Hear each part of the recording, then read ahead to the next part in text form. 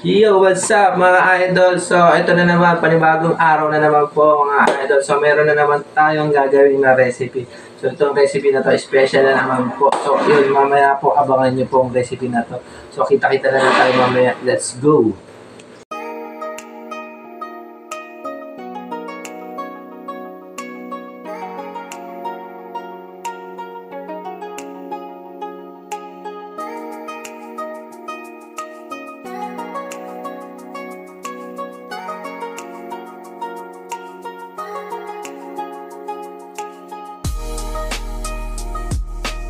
Yo, what's up mga idol? So, ito na nga po, nandito na ang pagbabalik ni idol nyo.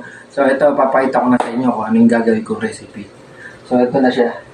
Ang gagawin natin recipe ngayon mga idol ay kinilaw na bangos. So, marami tayong mga sibuyas, may mangga tayo dyan, syempre, special na mangga, luya, tsaka mga sili. So, abangan nyo mamaya idol ang aking pagtatapos ng aking pagkikilaw mga idol. So, mamaya na lang. Let's go!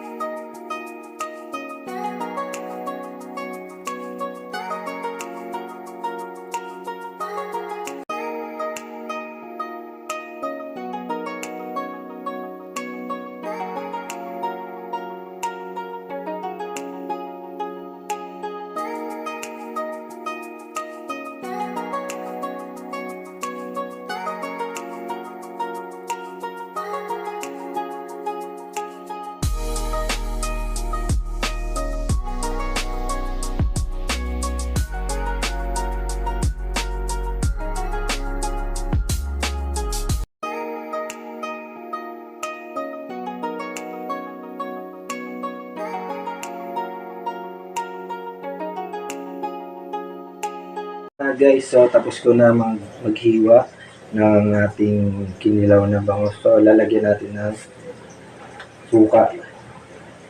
Ayan. Ayan. Pagkatapos ng suka guys, ito naman, kuha tayo ng asin. Ayan mga idol. So nilagyan ko ng asin. So lagyan din natin ng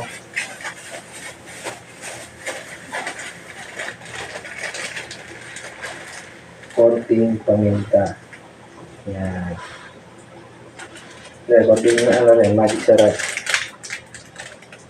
Mga idol, konti lang. Yan nga. So, ngayon, haluin ko na siya.